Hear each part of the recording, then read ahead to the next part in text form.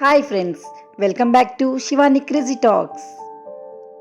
Hi friends, మీ యొక్క like, share, subscribe అనేది మాకు చాలా ప్రోత్సాహాన్ని ఇస్తుంది.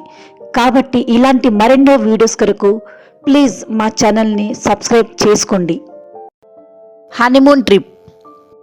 హాయ్ ఫ్రెండ్స్, నా పేరు రమ్య. మాది ఒక మధ్యతరగతి కుటుంబం. మా ఇంట్లో నేను, అమ్మ, నాన్న ఇంకా మా తమ్ముడు ఉంటాము. నా వయసు 22 సంవత్సరాలు. చూడ్డానికి చాలా అందంగా, ఎర్రగా, బుర్రగా ఉంటాయి. ఎవరినైనా ఇట్టే ఆకర్షించే నా అందాలు ఇంకా చెప్పాలంటే చాలా ఉన్నాయి. నాకు పెళ్ళిడు వచ్చిందని సంబంధాలు చూస్తున్నారు. మాది మధ్యతరగతి కుటుంబమైన మాకంటే గొప్పింటి సంబంధం దొరకాలని మా నాన్నగారు అన్ని విధాలా ప్రయత్నిస్తున్నారు. ఆ క్రమంలో ఒక గొప్పింటి సంబంధమే నాకు కుదిరింది. మా అత్తగారికి బోలెడు ఆస్తిపాస్తులు ఉన్నాయి. ఇలాంటి ఇంట్లో పెళ్లి చేస్తే అమ్మాయి సుఖపడుతుంది అని మా నాన్నగారు ఈ సంబంధాన్ని కుదిరించారు. మా వారి పేరు సురేష్. నాకు సరిపడు జోడి. ఎత్తుగా, అందంగా ఉంటారు. సురేష్ ఎక్కువగా బిజినెస్ పనిపై బయటనే ఉండేవారు. మా పెళ్ళైన మొదట్లో సురేష్ దాదాపు 2-3 నెలల వరకు నా దగ్గరకు రాలేరు. బహుశా బిజినెస్ పని వల్ల బిజీగా ఉన్నారేమో అని అనుకునేదాన్ని. కానీ రాను రాను తెలిసింది అతనికి తాగుడు అలవాటు ఉందని. ప్రతిరోజు ఫుల్లుగా తాగి తుల్లుకుంటూ ఇంటికి వచ్చేవారు. అది నాకు తెలియకూడదని కింద ఉన్న బెడ్రూమ్లోనే పడుకునేవారు. మా అత్తగారు కూడా ఈ విషయాన్ని మాతో దాచి మా పెళ్లి చేశారు. పెళ్లి అయ్యాక మానుతాడు అని అనుకున్నారు. కానీ అతని ప్రవర్తనలో ఎలాంటి మార్పు రాలేదు. మా నాన్నగారు గొప్పింటి సంబంధం అని చూశారు. కానీ అబ్బాయి ఎలాంటివాడు కనుక్కోలేదు. పెళ్ళైనప్పటి నుండి సురేష్ నన్ను ఒక్కసారి కూడా చూడలేరు. కనీసం నేను ఎలా ఉంటాను కూడా అతనికి తెలియదు. ఒకరోజు నేనే నా జీవితాన్ని మార్చుకోవాలని, సురేష్కి దగ్గరవ్వాలని అనుకున్నాను. మా అత్తగారితో చెప్పి నేను కూడా మన బిజినెస్లో జాయిన్ అవ్వాలని అనుకుంటున్నాను అని అన్నాను. దానికి మా అత్తగారు కూడా చాలా సంతోషించారు. సరే, నీ ఇష్టం, ఇద్దరు కలిసి కష్టపడితే ఫలితం ఇంకా బాగుంటుంది అని అన్నారు. నేను సురేష్కి తెలియకుండానే ఆఫీస్కి వెళ్ళడం మొదలుపెట్టాను.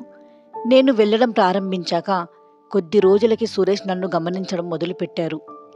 మా ఆఫీస్ మేనేజర్తో ఎవరు ఈ అమ్మాయి కొత్తగా కనిపిస్తుంది అని అడిగారు. అప్పుడు మేనేజర్ ఉండి, సార్, తన పేరు రమ్య, అమ్మగారు చెప్పారు అని పనిలో పెట్టుకున్నాను అని అన్నారు. నేను తన భార్యని అని ఆఫీస్లో ఎవరికీ తెలియదు. అలా సురేష్తో కలిసి బిజినెస్ పనులు చూసుకోవడం మొదలుపెట్టాను. కానీ తాగడం మాత్రం మానలేదు.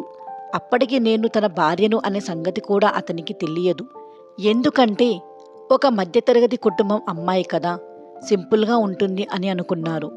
అందుకే నా దగ్గరకు కూడా రావడం లేదు అని నాకు అర్థమైంది. అదే ఆఫీస్లో ఉన్న నన్ను అని తెలుసుకున్నాను. ఒకరోజు బిజినెస్ టూర్పై మా ఇద్దరికీ బయటికి వెళ్లాల్సి వచ్చింది.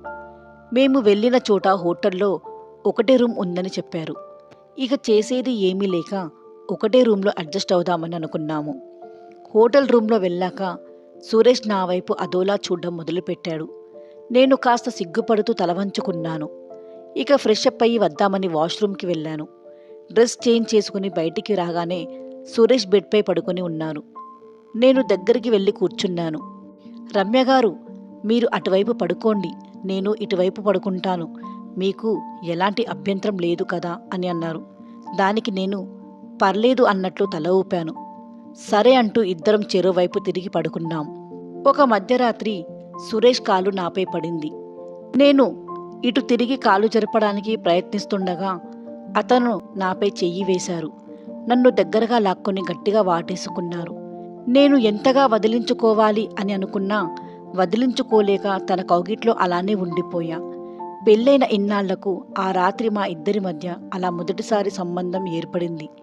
నేను కోరుకున్నట్లే తనకు నా సొంతం చేసుకున్నాను అన్న సంతోషం నాలో కలిగింది. ఇక నేను కూడా తనని గట్టిగా వాటేసుకుని పడుకున్నా. కొద్ది రోజుల తర్వాత నేను మా ఇంట్లో తను పడుకునే రూంలోకి వెళ్ళాను. నన్ను అక్కడ చూసి సురేష్ ఒక్కసారిగా షాక్ అయ్యారు. నువ్వేంటి ఇక్కడ అని కంగారు పడ్డారు. నిన్ను ఇలా ఇక్కడ ఎవరైనా చూశారంటే అంటూ భయపడ్డారు. అప్పుడు వెనుక నుండి మా అత్తయ్య గారు వచ్చి, ఏంటి సురేష్, ఎవరి అమ్మాయి ఇక్కడ ఏం చేస్తుంది అని తమాషా పట్టారు.